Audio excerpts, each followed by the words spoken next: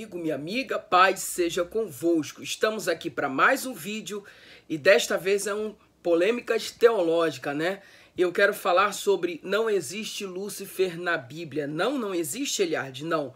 Pelo menos no original grego e hebraico, não. Na Septuaginta do Antigo Testamento, não. E também no hebraico, não. Eu coloquei como título esse, não existe Lúcifer na Bíblia, já de propósito, para chamar a tua atenção. Talvez você seja novo aqui no canal, talvez esse seja o primeiro vídeo que você esteja vendo e deve ter pensado, rapaz, esse cara é louco, o que ele vai falar? Vou lá ver. Foi de propósito, tá bom, gente?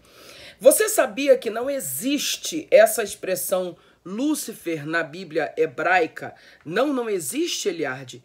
Mas então toda essa história de diabo é uma mentira? Não existe Satanás na Bíblia? Sim, diabo existe, Satanás existe, mas a palavra, o substantivo Lúcifer, pelo menos no original hebraico, né?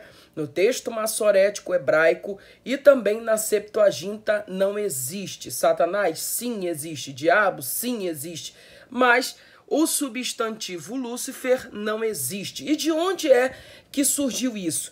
Por que você resolveu gravar esse vídeo, Eliardi? Porque uma vez eu ri demais que um colega meu estava evangelizando um ímpio e o ímpio falou isso para ele, já tem muitos anos atrás. Falou assim, tu sabia que não existe o Lúcifer na Bíblia? Aí ele disse assim, como não? Claro que existe. Aí o cara falou, então me mostra aí. Aí ele abriu no texto clássico, que é Isaías 14, né? Texto de Isaías capítulo 14 e ficou lá caçando a palavra Lúcifer e não conseguiu achar na Bíblia, né? E é justamente isso que eu vim falar. Talvez existam algumas traduções, mas as traduções mais conhecidas nossa, esse substantivo Lúcifer não aparece. A palavra Lúcifer, ela é uma junção de duas palavras latinas. Lux, né? Igual ao sabonete Lux, e fero, tá? Que significa portador da luz. O sinônimo, ou melhor, o substantivo, melhor dizendo, Lúcifer, significa portador da luz. E essa palavra, ela aparece pela primeira vez na Vulgata Latina de Jerônimo, né? Que foi traduzida no século IV, aproximadamente ali na divisão de século IV a século V depois de Cristo. E essa palavra vai aparecer pela primeira vez ali, mas no original hebraico ela não aparece, tá? Quando a gente fala sobre a referência de Lúcifer na Bíblia, né, geralmente ela aparece no capítulo 14 do livro de Isaías e versículo de número 12. Só que na versão Ara Almeida, revista e atualizada, aparece escrito lá, estrela da manhã e filho da alva. Na Arque também aparece a mesma coisa, estrela da manhã e filho da alva. Na Bíblia de Jerusalém, tradução Bíblia de Jerusalém, que é mais fiel ao hebraico, ela tem a expressão estrela da manhã ou filho da aurora, conforme aparece aí para vocês aí. Então, gente, a palavra Lúcifer, ela é de origem latina. Ela aparece a primeira vez na Vulgata Latina de Jerônimo, século 4 e 5 ali depois de Cristo. Começa a ser escrito no século 4 ainda, 300 e alguma coisa, né? Final do século 4 e ela continua, né, passando por outras revisões, a Vulgata Latina. Ela tem muito prestígio para a tradição católica, mas no original hebraico não aparece. Então, Eliardi, como que aparece essa expressão aí, né, que aparece aí na Bíblia de Jerusalém? Você disse estrela da manhã e filho da alva. Então, estrela da manhã, vou jogar aí na tela para vocês verem, aparece como Hillel, tá? Estrela da alva, né? Hillel é estrela da alva, aparece na nossa tradução como estrela da alva, na Bíblia de Jerusalém também. E o filho do alvorecer, que aparece, ou filho da aurora também, é a mesma coisa, tá? Aparece aí Ben-Shahar, tá? No hebraico, Ben-Shahar. Dito isto, a palavra Lúcifer, ela só vai surgir na Vulgata Latina a partir do século 4. O latim, para quem não sabe, gente, é a primeira língua falada em Roma.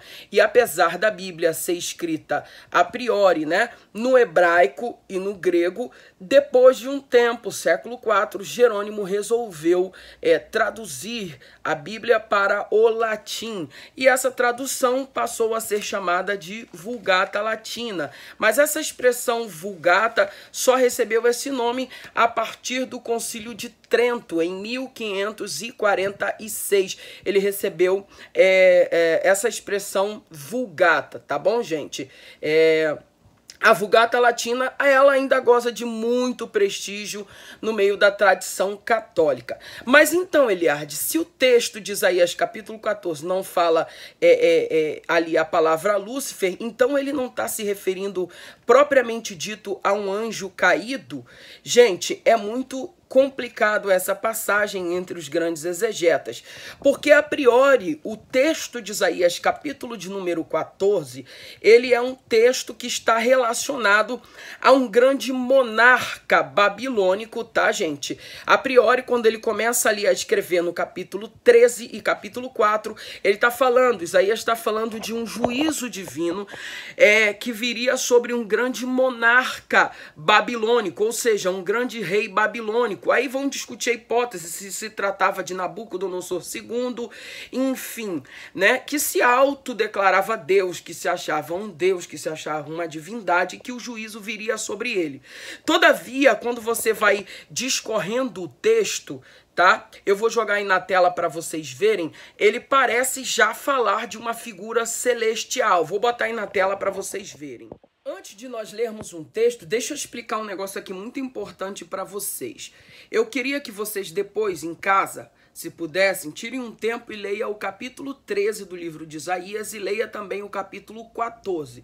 Vocês vão perceber que há uma profecia contra a Babilônia, tá? Há uma profecia contra a Babilônia e há uma profecia contra o monarca da Babilônia, o rei da Babilônia, o imperador, né? Que alguns vão dizer que é Nabucodonosor II nesse período, mas enfim, eu não vou entrar nesse mérito aqui. Mas a ideia da profecia de Isaías capítulo 13 e 14 é contra um monarca, a priori. A posteriori, quando chega ali no verso 11 e 12, dá a entender que ele não está falando de um homem, mas de um ser celestial. É igual Ezequiel capítulo 28, a gente vai ver aqui também. Eu não vou ler o capítulo todo 13 de Isaías e o 14, porque senão o vídeo vai ficar muito grande, mas você faz isso em casa e leia todo o contexto para você entender. Vou jogar aí na tela para vocês Isaías 14, versículo 11. Olha o que está escrito. Mas leia, não se esqueça de ler o capítulo de número 13 e 14, todo o contexto, tá bom? Vamos lá, versículo 11 diz assim: derribada está na cova a tua soberba, e também o som da sua harpa por debaixo de ti, uma cama de gussanos, e os vermes são a tua cobertura. Como caíste do céu, ó estrela da manhã, filho da alva. É nessa parte aqui, ó, estrela da manhã e filho da alva, que aparece Lúcifer na Vulgata Latina, tá bom, gente?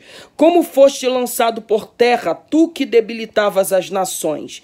Dizias no teu coração: eu subirei ao céu, acima das estrelas de Deus exaltarei o meu trono, e no monte da congregação me assentarei nas extremidades do norte. Subirei acima das mais altas nuvens e serei semelhante ao Altíssimo. Contudo serás precipitados para o reino dos mortos, no mais profundo do abismo. E por aí vai. Aí você vai olhar todo esse contexto. Como eu disse aqui, a priori, a ideia é de um juízo contra a Babilônia e contra o rei da Babilônia. Mas esses textos propriamente ditos que a gente leu aqui, ele parece estar falando de um ser que não é da terra, celestial. Gente, o que é Babilônia na Bíblia? Babilônia é símbolo de tudo que é ruim, tá? A Babilônia é símbolo de cativeiro, não é verdade? Pois os judeus foram levados e ficaram 70 anos no cativeiro babilônico. A Babilônia é símbolo de prostituição espiritual, que é a idolatria. Lá em Apocalipse capítulo 19 vai falar: caiu a grande Babilônia, a prostituta que corrompia as nações, né? Então Babilônia é símbolo disso tudo. Eu não sei se você se lembra da história de Babel, que construíram uma nuvem ou melhor dizendo, construíram uma torre intentando ultrapassar as nuvens dos céus e chegar onde Deus estava. Então, isso foi onde? Babel vem da palavra Bavel, né? Vem de Babilônia. Bavel vem de Babilônia. Torre de Babel significa porta de Deus. Então, eles quiseram chegar até a porta de Deus. Então, Babel, Babilônia, traz a ideia de soberba, de arrogância, de alguém que quer ser semelhante ao Altíssimo, que quer estar no patamar do Altíssimo. Então, desenvolveu-se ali dentro da Babilônia uma história, né? Um conto que Satanás, aí vem aquele conto todo, né, que Satanás se rebeliou, caiu do céu, tal. Isso foi desenvolvido por causa desse texto de Isaías, por causa de Ezequiel, capítulo de número 28, né? Só que Ezequiel 28 não é o rei da Babilônia, já é o rei de Tiro, né? É porque os reis da antiguidade, eles se achavam a encarnação do próprio Deus. Também tem muito isso, tá, gente? Mas quando a gente lê esse texto que eu li especificamente, não dá ideia que tá falando de um homem, não. Parece muito que está falando de um ser celestial, e eu até acredito que seja. Vou botar para vocês aí agora Ezequiel capítulo de número 28, gente. Ezequiel 28, que é um outro texto. Vale lembrar também que no hebraico essa expressão aí, estrela da manhã, filho da alva, ele aparece como Hillel, tá, gente? E significa literalmente isso daí que eu falei para vocês. Dentro da Babilônia, a primeira estrela que despontava no céu da Babilônia é a estrela de Vênus. Então, Satanás era considerado dentro da cultura babilônica, né? O Lúcifer da Vulgata Latina como o filho de Vênus, né? Porque era a estrela da alva, ou seja, a primeira estrela que despontava no céu da Babilônia ao amanhecer, a chamada estrela da manhã. A primeira estrela que era vista no céu da Babilônia era Vênus, e outros dizem também que era Júpiter. Então ele é chamado de Hillel, filho da alva, ou seja, filho de Júpiter, filho de Vênus, tá bom, gente? É muito importante, isso faz parte da cultura aí do povo babilônico, tá? Que foi muito adaptada para a nossa cultura também. Vamos lá, outro texto. Ezequiel, capítulo de número 28. Vou jogar aí na tela para você ver. Também é muito semelhante à história. Só que aqui ele está falando de um texto... Ele está falando de um texto da profecia contra Tiro. Já não é mais um monarca babilônico, né? Mas da cidade de Tiro. Eu vou ler aqui, vou jogar aqui na tela para vocês, o versículo de número 1 e 2, tá? Do capítulo 28. Só para você ter ideia. Veio a minha palavra do Senhor dizendo: Filho do homem, dize ao príncipe de Tiro, assim diz o Senhor Deus, visto que se eleva o teu coração e dizes: eu sou Deus, sobre a cadeira de Deus me assento no coração dos mares, e não passas de um homem, e não és Deus, e ainda que estimas o teu coração como se fora Deus, sim, és mais sábio que Daniel. Não há segredo algum que se possa esconder de ti. Pela tua sabedoria e pelo teu entendimento, alcançastes o teu poder, adquiristes ouro, prata e os teus tesouros. Agora, gente, eu vou jogar para o versículo 11 em diante, tá? Aí parece muito que está falando para alguém que não é da terra, para um ser celestial, mais especificamente ele usa a palavra querubim aí. Veio a minha palavra do Senhor dizendo, versículo 11, versículo 12, filho do homem, levanta uma lamentação contra o rei de Tiro e diz-lhe, assim diz o Senhor Deus, tu és o sinete da perfeição, cheio de sabedoria e formosura. Aí vem, estavas no Éden, jardim de Deus, de todas as pedras preciosas te cobrias, o sárdio, o topázio, o diamante, o berilo, o ônix, o jaspe, a safira, o carbúnculo, a esmeralda. De ouro se te fizeram os engastes e os ornamentos no dia em que foste criado. Foram eles preparados. Tu eras querubim da guarda ungido, e te estabeleci, permanecias no monte de Deus, no brilho de trás das pedras andava. Perfeito eram os teus os teus caminhos, desde o dia em que foste criado, até o dia em que se achou iniquidade em ti. Na multiplicação do teu comércio se encheu o teu interior de violência e pecaste, pelo que te lançarei profanado fora do monte de Deus, e te farei perecer, ó querubim da guarda, em meio ao brilho das pedras. Elevou-se o teu coração por causa da tua formosura, corrompestes a tua sabedoria por causa do teu resplendor. Lancei-te por terra, diante dos reis te pus, para que te contemplem, pela multidão das tuas iniquidades, pela injustiça do teu comércio. Profanaste os teus santuários. Eu, pois, fiz sair do meio de ti um fogo, que te consumiu e te reduzi a cinzas sobre a terra, aos olhos de todos que te contemplam. Todos os que te conhecem entre os povos estão espantados de ti. Vês a ser objeto de espanto e jamais subsistirás. Então, gente, vamos ser sinceros, a profecia é contra o rei de Tiro, mas você vê claramente que há elementos dentro da narrativa de Ezequiel 28 que parece que, ao mesmo tempo que ele está falando para o rei de Tiro, ele está fazendo uma comparação com o querubim ungido que foi derrubado, que se assentava no monte de Deus. Então, logo, não só isso foi desenvolvido dentro do período pós-exílico ali, exílico e pós-exílico, mas a tradição cristã, os padres da igreja, adaptaram esses textos, Isaías 14, Ezequiel 28, né? E colocaram como se fosse Lúcifer. E de fato tá, gente? Então você observa claramente aí que é muito mais do que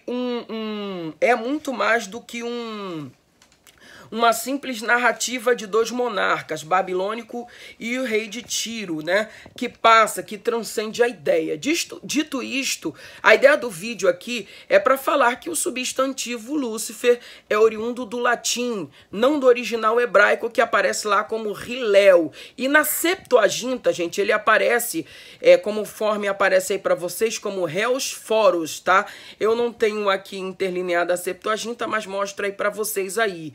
Isso não significa dizer, gente, também que porque o nome Lúcifer não existe no original, tá, gente, que Satanás não existe. Pelo contrário, Satanás existe, tá? E eu vou botar aí para vocês agora um texto de Lucas 10, 18 no grego, tá? Que a palavra Satanás, ela aparece. Olha aí agora no grego aí, ó. Tá? Você vai ler aí, Lucas 10, 18, né? Eipen disse Deotóis a eles, Eteurum, ou seja, eu via Eteurum ton Satanam, eu via Satanás, Ros, como astropem, relâmpago, tu uranu pesonta, caindo do céu. Então, Jesus está dizendo que viu Satanás cair do céu. Linkando essa ideia de Lucas capítulo 10, né? Com Isaías 14 e Ezequiel 28 faz muito sentido, tá, gente? Faz muito sentido. Eu conheço muitos teólogos que não acreditam na existência do diabo, tá? Eu conheço muitos teólogos que não acreditam na existência de Satanás e ele existe sim. Ele é real sim. A Bíblia fala sobre ele, a Bíblia fala sobre conflitos espirituais, Efésios capítulo 6.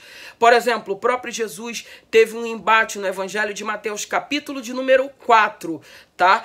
Capítulo 4 do Evangelho de Mateus, ele foi conduzido pelo Espírito ao deserto para ser tentado pelo diabo. A expressão que aparece no grego ali é diabolo, tá? É muito importante você entender isso aí. Diabolo significa acusador, traz essa ideia de acusador. E Satanás não aparece só no original grego aqui de Mateus, de Lucas 10, 18, mas ele também aparece no Antigo Testamento. Agora, vale lembrar que no Antigo Testamento aparece a palavra Lê-Satã, Ra-Satã, mas não só para designar a figura do diabo, tá? Mas significa adversário. Por exemplo, eu vou colocar aí na tela para vocês verem agora, tá? Quando Balaão, o anjo se apresenta diante da jumenta de Balaão ali no Antigo Testamento, quando ele se apresenta diante da jumenta de Balaão no Antigo Testamento, Números 22, tá? Se não me falha a memória, qualquer coisa eu corrijo aqui na edição, aparece o anjo, diz que ele se colocou como um adversário, e aparece ali Le-Satan no hebraico, tá? Então aquele anjo se coloca como adversário. Ele era Satanás? Não, ele era um anjo do Senhor. Mas como no hebraico a palavra Ha-Satan significa o adversário, ou Le-Satan, um adversário, tá, gente? Então aparece ali essa expressão. Mas no Novo Testamento, quando aparece a expressão Satanás, como por exemplo, quando Jesus disse, eu via Satanás cair como um raio do céu, como um relâmpago do céu, a expressão ali ele está se referindo ao próprio diabo, tá bom, gente? Mas a ideia do vídeo é para dizer que no original hebraico e no grego da Septuaginta não aparece a palavra Lúcifer, ela é latina. Fica a dica aí para vocês. E nas nossas traduções, a maioria delas aparece filho da alva, estrela da manhã. Eu espero muito que você tenha gostado dessa curiosidade bíblica. Fala, Eliardi não tem o que fazer, vai gravar vídeo sobre Satanás. Mas é curiosidade bíblica. É para se um dia você for interpelado por alguém, me mostra a palavra Lúcifer na Bíblia. Tu vai falar, não, tem sim, eu sei que tem. Tu pega lá a Almeida Revista e Atualizada, Almeida Revista e Corrigido, ou a versão da Bíblia de Jerusalém, que foram as que eu olhei, não aparece a expressão Lúcifer, tá? Aparece o que eu mostrei aí pra vocês, tá bom? Se você gostou, gente, é de graça. Você talvez seja novo aqui no canal, foi atraído pelo tema, né? O tema é bem sugestivo. E o que esse cara vai falar? Vou ver lá o que ele vai falar. Se você é novo aqui no canal, gente, tem um monte de playlists aí, polêmicas teológicas, tem um monte de playlist, tem pregações minhas, gente, eu prego. Pra quem não sabe ainda, quem não me conhece, quem é novo aqui no canal, quem tá chegando agora, eu prego. Bota aí pregações Eliardi Galdino, tem aulas de hebraico, tem aula de grego, tem um monte de coisa aí pra vocês, tá bom? Então, a única coisa que a gente pede aqui, gente, é de graça. Deixa o seu like. Você que ainda não é inscrito, se inscreva no nosso canal e ativa o sininho para receber notificações todas as vezes que a gente fizer uma nova postagem.